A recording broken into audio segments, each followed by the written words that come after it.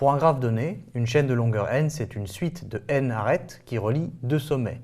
Donc par exemple, pour aller de 1 à 3, on peut passer par 2, comme ceci.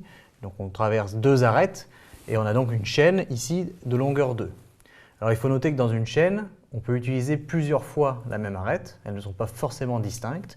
Par exemple, on peut aller de 1 à 4, 4, 1, puis retourner à 4, et on aura eu une chaîne de longueur 3.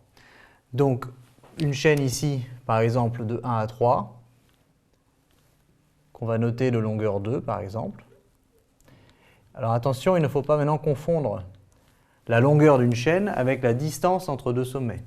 La distance entre deux sommets, c'est la longueur de la plus petite chaîne qui relie les sommets.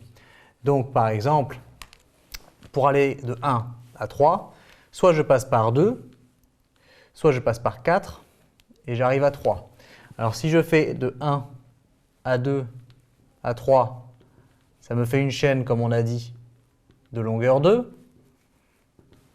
Et par contre, si je vais à 3 en passant par 4, donc de 1 à 4, de 4 à 2 et de 2 à 3, eh bien ça me fait une chaîne de longueur 3. Et on peut faire des chaînes de plus en plus longues. On peut faire 1 à 4, 4 à 5, 5 à 4, etc.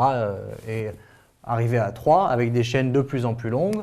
Mais la chaîne la plus courte, c'est celle-ci. Et donc la distance de 1 à 3, eh bien, vaut 2. Donc c'est la longueur de la chaîne la plus courte qui relie les deux sommets.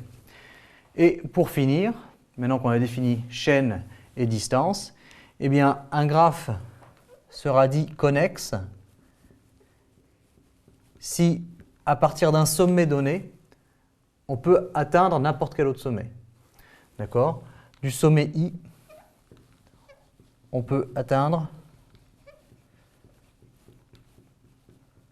tout sommet J. Autrement dit, il existe toujours une chaîne qui relie deux sommets pris au hasard. Est-ce que c'est le cas de ce graphe? Eh bien, à partir de 5, je peux aller à 4, à 1, je peux aller à 2, à 3, et à partir de tous les sommets ici, je peux me rendre à un autre sommet.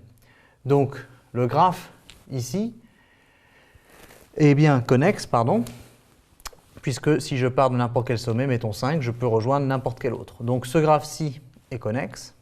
Attention, il n'est pas complet. Il n'est pas complet parce que pour être complet, il faudrait que chaque couple de sommets soit relié par exactement une arête, et c'est visiblement pas le cas. Déjà, 3 et 5 ne sont pas connectés. D'accord? Et donc, ça, c'est un résultat important. C'est que si un graphe est complet, à ce moment-là, il est forcément connexe, puisque deux sommets pris au hasard sont reliés par exactement une arête. Donc, à partir de deux sommets quelconques, je pourrais toujours aller de I à J. Par contre, connexe n'implique pas complet. La preuve, ici, il est connexe, mais il n'est pas complet. Par contre, ce que l'on peut dire, c'est que non connexe, du coup, implique non complet. Donc, si on veut déterminer si un graphe est complet ou non, et qu'on sait par exemple qu'il n'est pas connexe, eh bien on peut conclure qu'à ce moment-là, il n'est pas complet. Mais attention, ici, c'est bien une implication et pas une équivalence. Donc voilà pour les chaînes de longueur n, la distance entre les sommets et la définition d'un graphe connexe qui va nous servir plus tard dans le théorème d'Euler.